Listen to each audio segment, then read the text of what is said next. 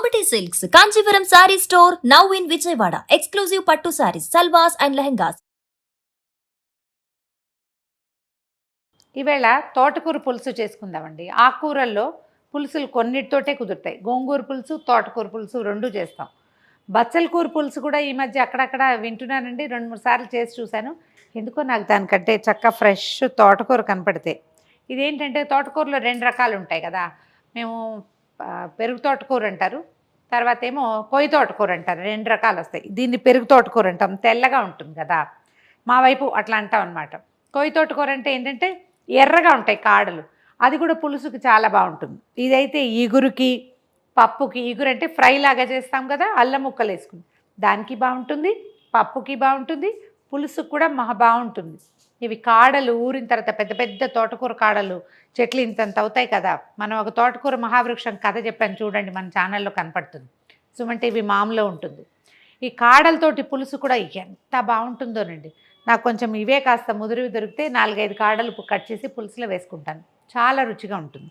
దీంతో పులుసు చాలా సింపుల్గా అవుతుందండి, మంచి రుచిగా ఉంటుంది. ఎండాకాలం అసలు ఎంత హాయిగా తినేస్తామో దీంతో. ఓ గిన్నెలో కాసిన నీళ్ళు పోసి పెట్టండి. మొదట ఇందులో శుభ్రంగా ఏరేసి 5-6 సార్లు బాగా జాడించి ఇసుక మట్టి ఏమీ లేకుండా చూసుకున్నాక అప్పుడు సన్నగా తరగండి. ఎప్పుడు ఆకుకూరలు తరిగాక కడగకూడదు, ముందే శుభ్రంగా జాడిచ్చేసేయాలి. ఆ తర్వాతే తరగాలి. ఒకటి శుభ్రానికి, రెండోది ఇందులో ఉన్నటువంటి మినరల్స్ అవి పోకుండా ఉండడం కోసం. దీన్ని ఏం చేద్దామంటే ఆకుకూరని ఇందులో పెట్టేద్దాం. దీన్ని తిరుగుమాతలో వేసేసి అంటే తాలింపులో వేసేసి పులుసు చేసుకునే విధానం కూడా ఉంటుందండి. ఇందులో ఉన్న న్యూట్రియంట్స్ పోతాయి అనిపిస్తుంది ఎందుకో నాకు. మనం ఈగురు చేసుకున్నప్పుడు అలాగే తాలింపులో వేసుకుంటాం, పులుసు అప్పుడు ఎందుకు వేయాలి అనిపిస్తుంది. నీటిలో ఉడకనిస్తే కొంచెం ఈ ఊళ్ళల్లో మా హైదరాబాద్లో ఏంటంటే కాస్త కసగా ఉంటాయి, తొందరగా ఉడకదు, ఒట్టి తాలింపు సరిపోదన్నమాట. దీంట్లో నేను జనరల్గా ఏంటంటే ఉల్లిపాయలు ఇందులో డైరెక్ట్గా వేయనండి. మీకు కావాలంటే ఇందులో ఉల్లిపాయ కూడా వేసుకోవచ్చు, చాయిస్ పూర్తిగా మీదే. నేనైతే వేయను, తాలింపులో వేస్తాను. టమాటాలు చిన్న ముక్కలు తరిగి వేసేద్దాము. అంటే ఇది టమాటా వేయకపోయినా దీనివల్ల అదనంగా వచ్చే రుచేం లేదండి, మనకు కొంచెం కలర్ఫుల్గా కనిపిస్తుంది. అందుకని చాలా రకాల ముక్కలు కూడా యాడ్ చేసుకోవచ్చు. అంటే మనం బెండకాయ, వంకాయ అలా వేసుకోవచ్చు. బెండకాయ లేకపోయినా నాకు కొంచెం తోటకూర పులుసుకి ఖచ్చితంగా వంకాయ కావాలనుకుంటా. లేకపోతే ఏంటంటే నీళ్ళుగా పల్చగా, తీర్థానికి తీర్థం, ప్రసాదానికి ప్రసాదం లాగా ఉంటుంది. వంకాయ కనుక వేసామనుకోండి గుజ్జు వచ్చి పులుసు బాగా చక్కగా చిక్కగా అనకనుగ్గా అవుతుంది. ఈ సైజు వంకాయలు ఓ 3 వంకాయ ముక్కలు వేసేసేయండి. దీంట్లో వంకాయ ముక్కలు వేసేద్దాము ఇందులో. తర్వాత ఏం చేద్దామంటే ఒక చిటికెడు పసుపు, మరి కాసిని నీళ్ళు పోద్దాం ఈ ముక్కలు మగ్గేదాకా.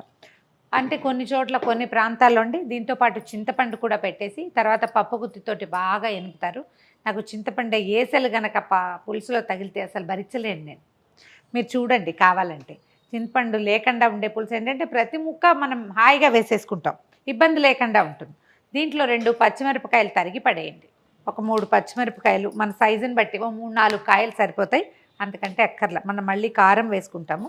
ఇది అది కలిపి మొత్తం పులుసు ఉడుకుపట్టేదాకా, అంటే ఈ తోటకూర బాగా ఉడికేదాకా స్టవ్ మీద ఉండనివ్వాలి. మూత పెట్టేయండి. ఆకుకూరలు ఉడికించేటప్పుడు మూతలు లేకుండా ఉడికిస్తే వాటిలో ఉన్న న్యూట్రియంట్స్ అన్నీ పోతాయి. అది మ్యాక్సిమం ఎక్స్టెంట్ ఉడికిపోయాక మూత తీసేసేయచ్చు. దాదాపుగా తోటకూర మగ్గిపోయినట్టే కనపడుతోంది. ఏం చేద్దామంటే చింతపండు పులుసు తీసి పక్కన పెట్టాను. ఇది ఒక 3 కట్టల తోటకూర, ఓ 3 వంకాయలు, ఒక టమాటా వేసాం కదా. దీనికోసం ఒక్క ఉల్లిపాయ చిన్న ముక్కలు తరిగి పక్కన పెట్టాను. ఒక నిమ్మకాయ ఇంత చింతపండుని, అంటే అంత అక్కర్లేదు, ఇంత చింతపండు రసం తీసి పెట్టాను. ఈ జ్యూస్ కూడా ఇందులో పోసేద్దాం. కొంచెం చిక్కటి రసం తీస్తే సరిపోతుంది. దాన్ని ఉడకనిద్దాము. ఏం చేద్దామంటే ఉప్పు వేసేద్దాం. సరిపడా ఉప్పు వేయండి.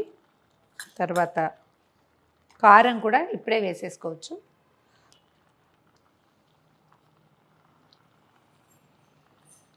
మళ్ళీ ఒక 5 నిమిషాలు మూత పెడదాం.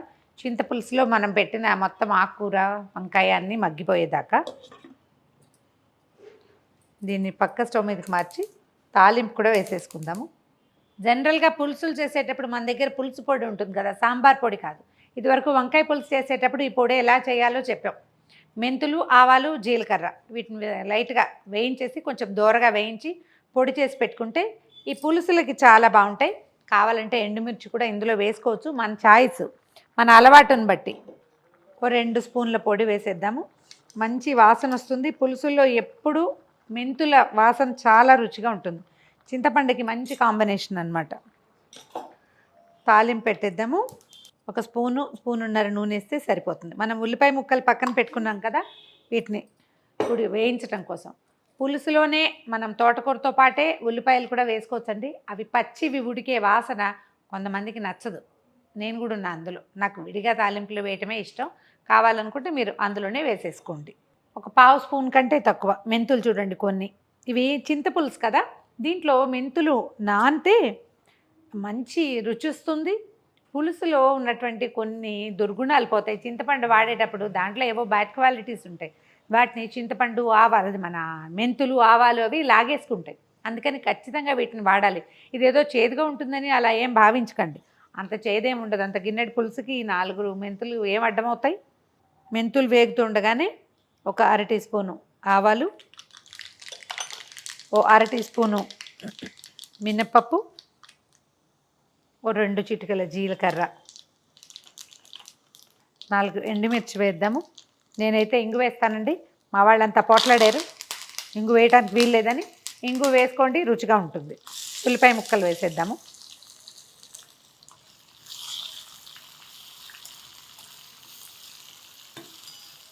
ఒక్క చిటికెడు ఉప్పు చల్లితే ఉల్లిపాయ క్షణాల్లో వేగిపోతుందండి. ఎక్కువ వేయద్దు, పులుసులో వేసుకున్నాం కదా, జస్ట్ ఉల్లిపాయ వేగడానికి అంతే. వెల్లుల్లిపాయలు మీ చాయిస్గా ఉంటే అవి కూడా ఇటు తాలింపులో వేసుకోండి. స్టవ్ ఆపేసానండి. ఈ తాలింపుని పులుసులో వేసేద్దాం. ఒక్కసారి పులుసు అంతటిని పప్పు గుత్తితోటో గరిటెతోటో మీ అలవాటుని బట్టి దగ్గరికి ఎనిపేసేయండి. ఇంత లూజ్గా ఇలా వద్దు అనుకుంటే కనుక ఇంకా కాసేపు తెరలనిస్తే చక్కగా దగ్గరకు వచ్చేస్తుంది.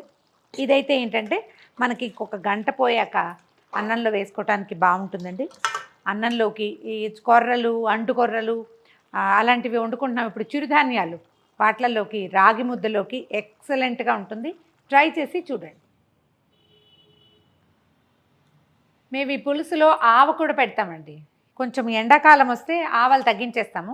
వర్షాకాలము, శీతాకాలము కనుక అయితే ఈ పులుసు అయిపోయాక దీన్ని దించి పక్కన పెట్టుకుని ఇన్ని ఆవాలు చిన్న గ్రైండర్లో వేసి గ్రైండ్ చేసేస్తాను. మెత్తగా పొడి అయిపోతుంది కదా, ఆ పొడి వేసేస్తాను.